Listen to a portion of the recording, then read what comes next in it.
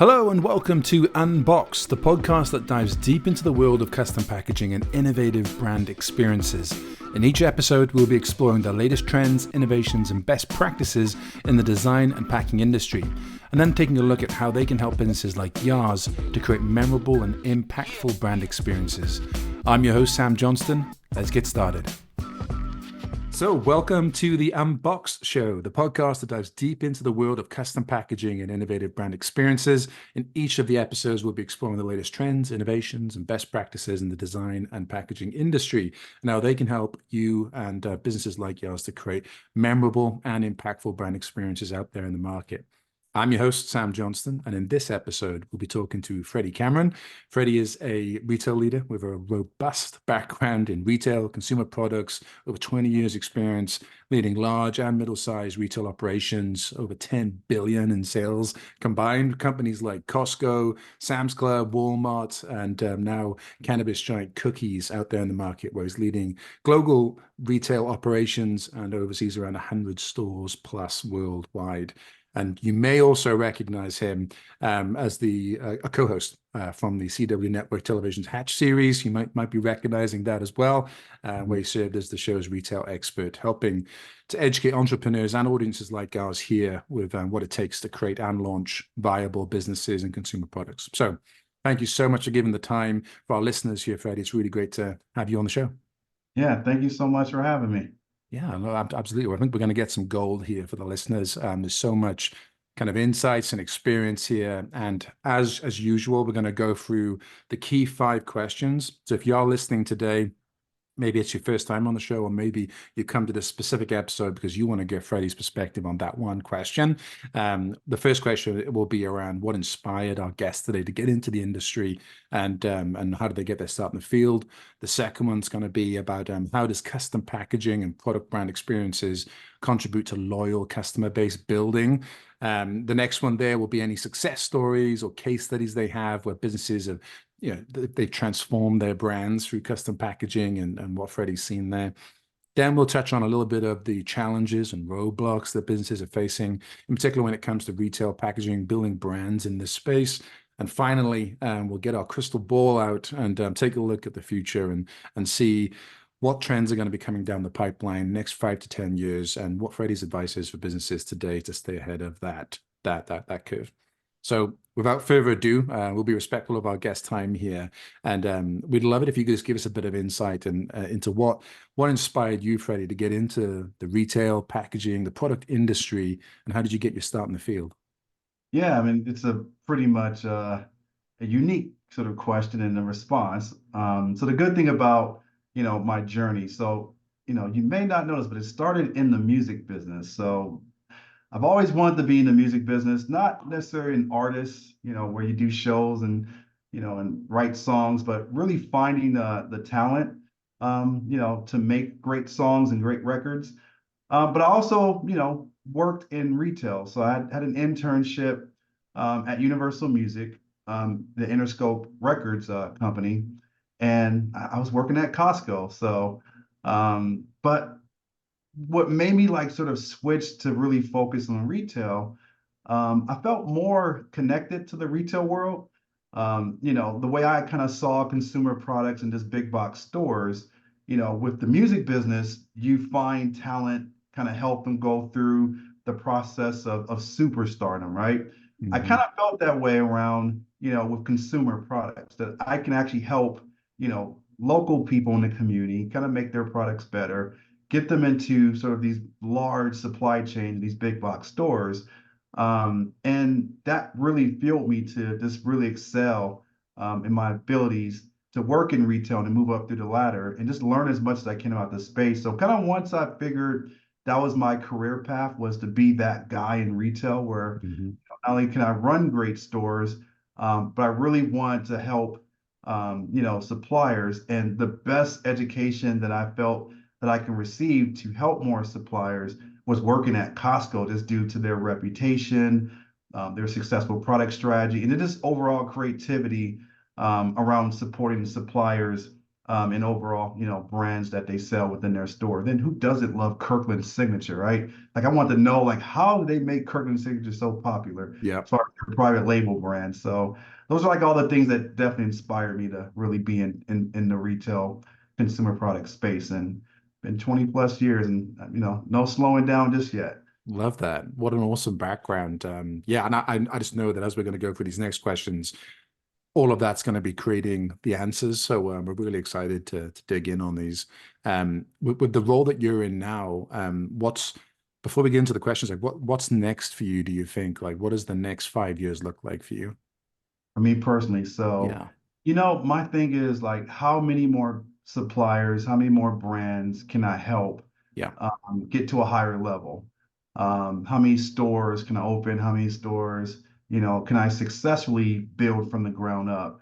So the next 5, 10 years for me, I know this might sound a little cheesy, Sam, but No, that's I've good. always sort of envisioned myself as, sort of like a tastemaker for everything retail product wise. So if I say that these 3 products are great items to buy, just based on my reputation and just my recommendation, that will be a bestseller. Sort of like, Mhm. how Oprah had her favorite things, right? She'd say, hey, these pack of blueberries are the best she's ever had at Costco. And now all of a sudden they can't keep those items in stock, right? Yeah. So really just kind of putting myself in a position to be that individual. And again, just help as many suppliers in local communities around just building great products and just getting them out to the masses is sort of the next step, in my evolution as a retail consumer products leader.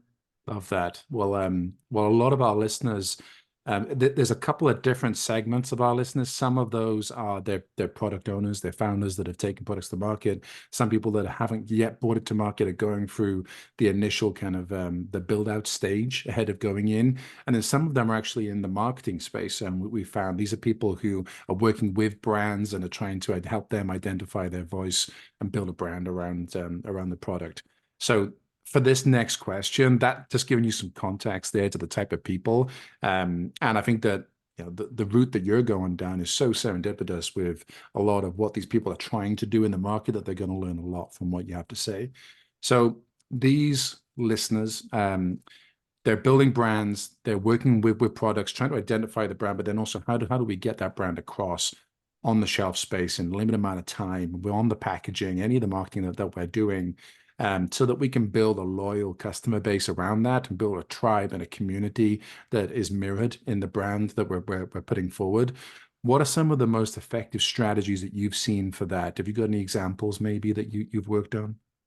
Yeah, so I kind of go back to my Costco days. So the one thing about Costco that they do so well, they really, champion, their suppliers, to really put some thought and effort into their overall packaging design. Sometimes it does get lost in translation, like they make the best possible, I don't know, frozen pizza or something to that effect, but they forget that, the package needs to look exactly, um, exactly like what the pizza is inside the box. So, great strategies that I've seen. I'll kind of talk about a couple brands, but one being the Kirkland Signature, private label brand of Costco. So, one effective strategy that worked for the Costco company, that particular brand, is just the high quality imagery that's on the outside of the package. Lots of bright colors, any sort of special message that might be written on the package. Costco is very great with adding, those bullet points of benefits, whether it's, if it's a food item, it's high in fiber or certified organic, like all the great sort of bullets that, a customer can just literally walk by, glance at it, and see everything that's great about that product on the outside of the package. One brand that I thought was pretty cool in their overall packaging design was kind of going to Tyson Chicken. Mhm. They're frozen, different chicken products. Their imagery of the chicken that's in the bag, kind of showing it, how it actually looks when it's cooked. The actual texture. The image was so great that you literally just wanted to just eat the bag, right? So, they spent a lot of time and effort to just make sure the imagery was great, colors, the benefits were highlighted. And then, then I've seen products where, where there's a personal message sort of inside the package. So, Nice. sort of like, like I know there was one product that we sold, I think it was at Sam's Club Walmart. It was a Seas candy, and there was a personalized note inside of the package. It was a ribbon tied around it, but then also a personalized note that just said thank you, for giving us an opportunity. And then also just a message around other products that, they can buy. So sort of like, not sure if you're familiar with the whole Cracker Jack box Hmm. where you open it up and you dig inside, it might be a prize inside. So, a lot of effective, packaging strategies I've seen. There's some sort of offer inside of the package, whether it's a personalized note, it's an actual like, sample of another product that supplier makes. It could be a coupon, some sort of just, a thank you, we appreciate your business sort of message also sort of is a good, Yeah. way to resonate with various customers. Love that. Yeah, I mean, there's so much value in what you've just thrown over there, Freddie. Not just from the design of the outside of the package, like you give us a load of good tips there on just the visuals that we're utilizing, the terminology and the copy that's on there, how it's positioned on the package itself, but also then like the marketing that goes on to the inside of it, like that personalization, the sampling, the ability to draw people into the rest of your package, so the rest of your product suite through that initial purchase. And everyone loves a freebie, right? I love Oh getting yeah. those samples. I'm a Yeah, sucker for it. if I can add one more thing, like you kind of look at, again, like I should say this when I was on the Hatch TV show, you pretty much only have one shot. Like if I'm a customer walking down the aisle, like your product needs to stand out to me so I can literally stop what I'm doing, and grab your item and look at it and just, because I'm drawn to it based on the way it looks, the way it's drawing me to the information on it, that imagery, like the colors, like you really only have one shot to get your message out there from Yeah. anybody just walking by. So, very, very, very, very, for me, very important for any supplier to really just make that effort to just make that package just to stand out. And I use the word pop, like make it stand out and make it Yeah. pop. So, that one customer walking down the shelf can literally see you out of all these other brands that are around, but yours stands out the most. And then you might get a sale. So Love that. That's a Freddie Cameron qualification. Does it pop or not? I like that. Yeah, absolutely, yeah. yes. Love Needs to that. stand out. Yeah. And what do you think about doing sort of competitor comparison as well, right? So if we're walking down the aisle, you may have done all of this thinking, right, sort of independent of the competition and come up with this amazing package, but then you arrive and actually a lot of competition have thought about some of these things as well. How would you go about like advising people to combat that and to stand out still in that environment? Yeah, there's so many different things. I mean, pricing is a big thing too, Yep. but really, I feel like a lot of consumers are more connected to brands on like a personal level. Hmm.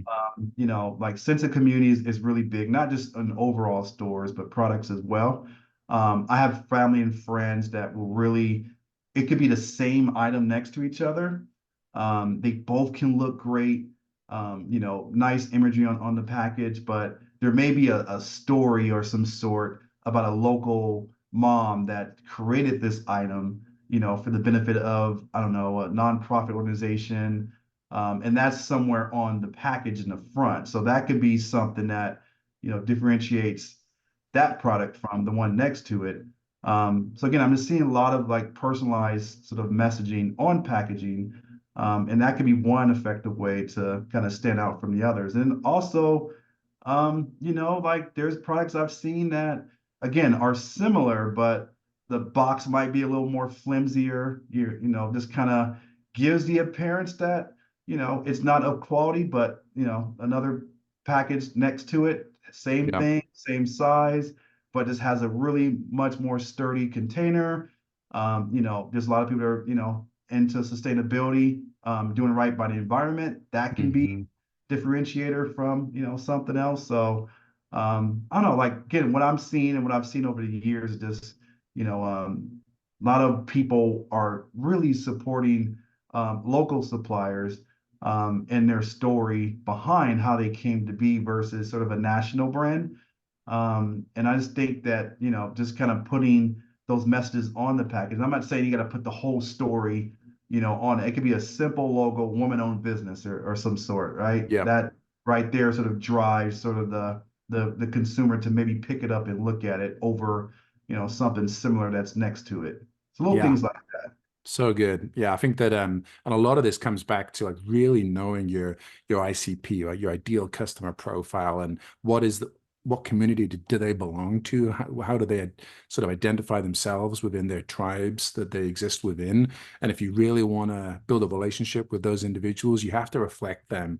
You can't put a book on the front cover. You can't use every image under the sun, but choosing ones that are going to speak to them alongside having high quality, having all the things that we talked about on the package to begin with. But then immediately, if I'm walking down the aisle, that one's speaking to me in particular. And there's this sort of relationship that kicks off there, which is really exciting. Um, and I think that leads us into our next question here, which is around maybe there's been some brands that you've either worked with or just seen out there in the market. It would be a good example for this. But can you share any success stories or case studies of businesses that have transformed their brand? Maybe done a turnaround or went from being okay or terrible to suddenly doing really well through packaging and through design exercises like what we were just talking through. Yeah, I mean, there's so many. I'll start with Apple. I mean, their packaging, I mean, just a box of an Apple product just gives the appearance of, they're, very sleek and sort of minimal sort of design, right? Just it's very simple, just screams high end. Mhm.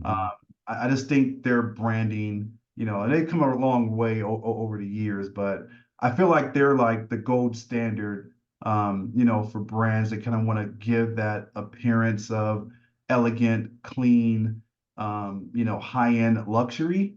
They stand out, and I believe a lot of brands aspire to be like Apple, and their product sort of packaging sort of reflects. I can think of it in my space now in the cannabis industry. There's a ton of brands.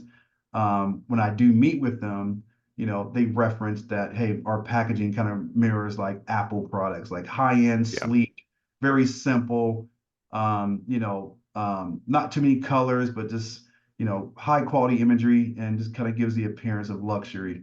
Some people really enjoy that. And then also another that comes to mind is Tiffany and Co. So, the luxury jewelry brand. Hmm. So, they're packaging a little box and the ribbon, that, I call that the iconic Tiffany blue box, Yeah. with the satin white ribbon, around it. Like it's just instantly recognizable. Again, like a true symbol of luxury, and just overall sophistication. And I think a lot of brands that, again, they may not be in sort of high end, but maybe in the middle, I use them in that simple sort of design and elegancy to really differentiate themselves from other brands, and kind of go into Kirkland signature products again, like very simple, clean, like there's some private label brands in stores where it just looks cheap. Like it just looks like it's a value brand that, you don't want to buy because you might, get teased by friends and family, right? Yeah. Yeah. Uh, but and I'll use my mom as an example for Kirkland Signature products. So the brand is so powerful. I feel like it's considered a national brand, a high-end brand, because my mom, literally when I was working for Sam's Club Walmart, I remember she came to visit me from out of town, and she reminded me to, when I go to work, to bring her back some of those Kirkland signature paper towels. That's Uh, great. like, hey, mama, that's Kirkland, that's Costco, that's not that's That's not it. not Walmart, Sam's Club. Sorry about that.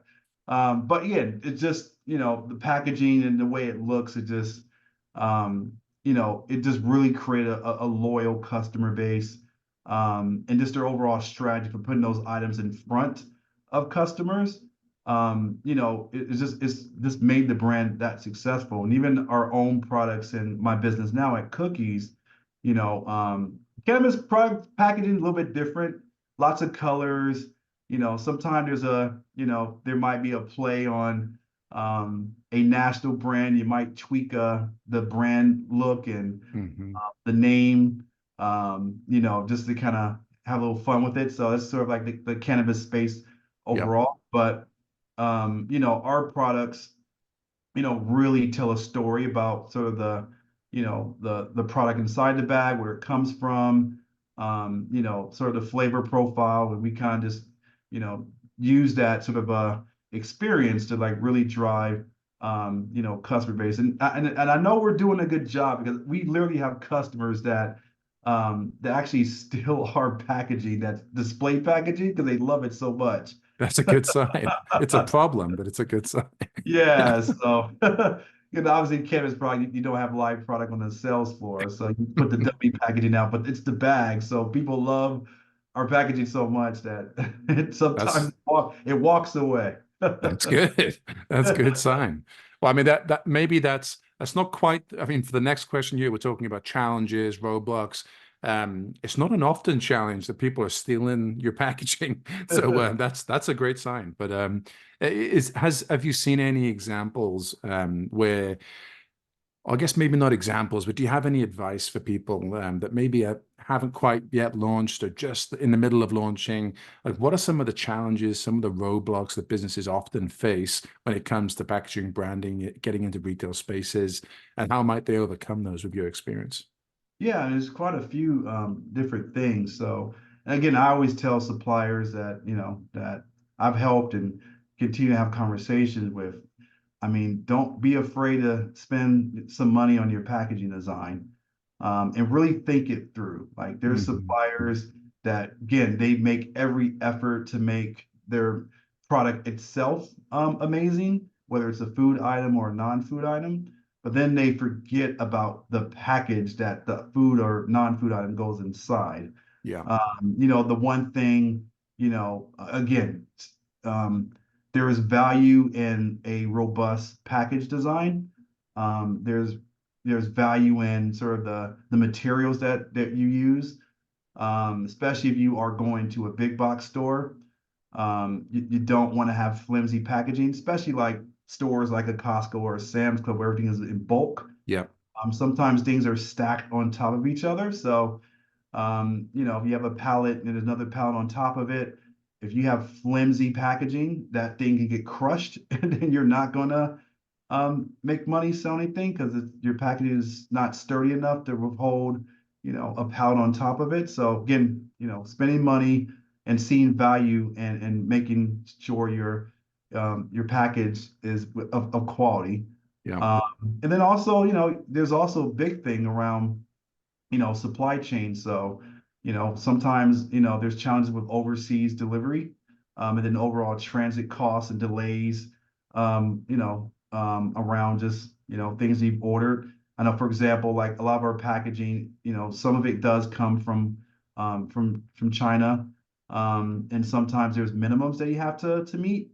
And sometimes those minimums are extremely long. So you kind of have to anticipate, you may have a, 6 to 12 week delay. So you might have to Hmm. just do some things, just to just kind of plan for that.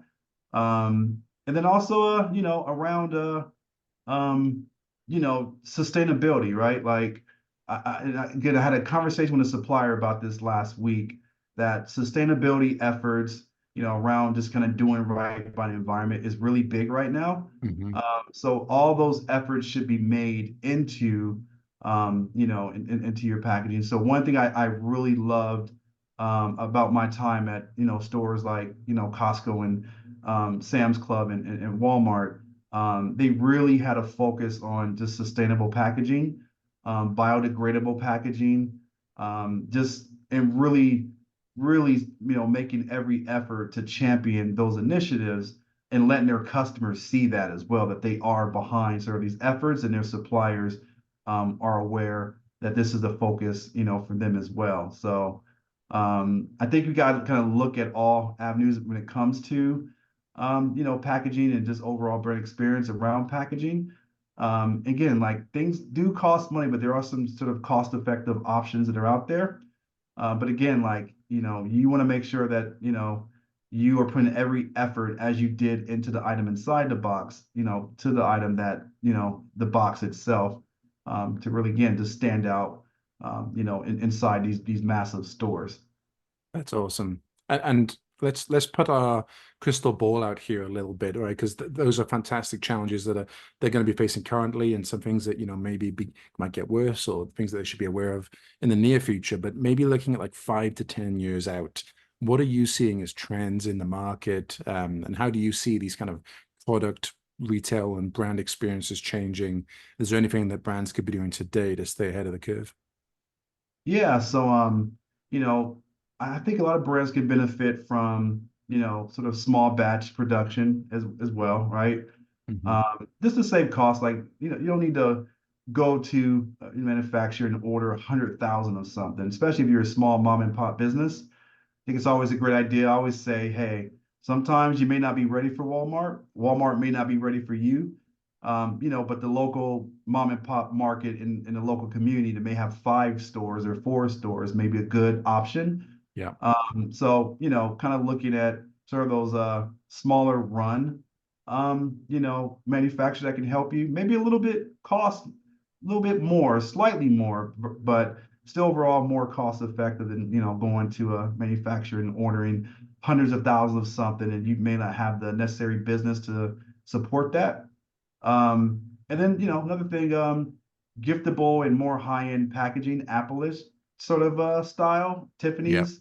I'm seeing a lot more of that in the future, like, custom packaging. I feel like a lot of brands, again, are using, these companies just as a sort of a guide to really elevate their packaging design.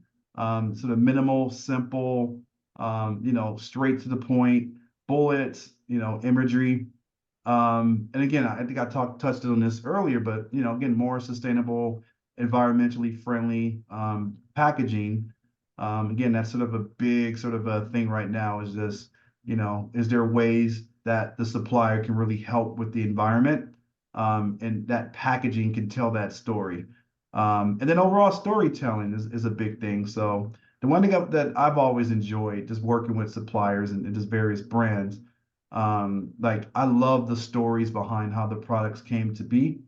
And I think the storytelling can really help elevate packaging. Can, just adding simple bullets or, phrases or any sort of a backstory, whether it's in the back of the package or maybe it's a little buck slip or something inside of it to really elevate that story. And then, kind of looking at loyalty programs, that's sort of a big thing around, driving those experiences as well. So again, like packaging, there's a lot of, efforts being made to like really drive margins at retail stores. And brands, have a really good shot at some of these big box stores, if they're constantly elevating their product, design, the look and feel of it, Yeah. and just really being, and great sort of standing with the buyers at stores, and really focusing on, their sense of community, and again, telling that story on the actual package. There's brands that I've worked with that really champion um, you know, around nonprofits, local farmers. And again, that story is just really on, on the package. There's a supplier that I used to work with, who's doing very well. So she has a vegan cookie. Her name is Dr. Shika.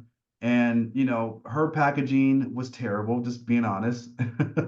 And, all the things I just mentioned around sustainability, the imagery, the bright colors, her personal story. She's an African American woman, has a very unique story. She lost her job during COVID and then literally started baking cookies and cakes and different things to survive. It's And her awesome. cookies became that great that she, started a business with just her vegan recipe cookies. And then these cookies just took off. Now she's in a lot of stores here in Southern California. But a lot of those different elements that I mentioned, as far as, evolving, Yeah. packaging design for the next 5 to 10 years, she's doing a lot of that now. And as a result, she's just really she's out there and her products are moving. And I feel like she's just a really great example of, a local supplier doing what they have to do to meet the needs of the retailer and then the actual local community and the customers that shop at those stores. She listens and those customers are buying into her messaging, her Yeah. overall Yeah. story, because it's that impressive. I So love that's what that. I see, that's my sort of interpretation of what I see in the next the The 10 future. years. Yeah. Yeah, And future of that retail. we'll definitely put those links as well to that last brand you were just mentioning. We'll put the links into the show notes so people can kind of go off and take a look at those examples. And I guess we've come to the end of the time that we have here, Freddie. I would we could talk for hours about Oh on yeah. this topic, but we want to be respectful of your time here. So that is it for this episode of Unboxed. Thank you so much, Freddie, for giving us the time. What's the best way for people to follow you, to engage with you? How should they reach out if they wanted to? Yeah, so I'm glad you said that because I am really trying to get my social media presence up. So you can find me at Freddy Cameron, FreddyCameron, at Instagram, at Twitter, and just Freddy Cameron at LinkedIn. So I'm very responsive if there's any questions, any advice, anything I can do to help. I am always down to help a fellow supplier, entrepreneur make their products better and give that advice to help get them to the next level. So hit me up at any of those places and I will hit you back. Fantastic. We'll put that into the show notes as well so they can just click off to there. And if you, the listener, have enjoyed this episode, be sure to subscribe to the podcast, leave a review wherever you're listening to this. It means a lot to us and the algorithm robot overlords. And if you have any questions, maybe comments, suggestions for future episodes, or you'd like to be a guest on it, you can reach out to us on email at unboxed@merchantboxes.com. And until next time, keep thinking outside the box and creating unforgettable brand experiences. Have a good one. Bye. Thank you. Thank you for listening to today's episode. It was sponsored by Merchant Boxes. Merchant Boxes provide custom packaging to large businesses and small creators that customers love. If you're looking for award-winning custom package designs that make your business and products stand out from the competition, click the link in the show notes to find out more.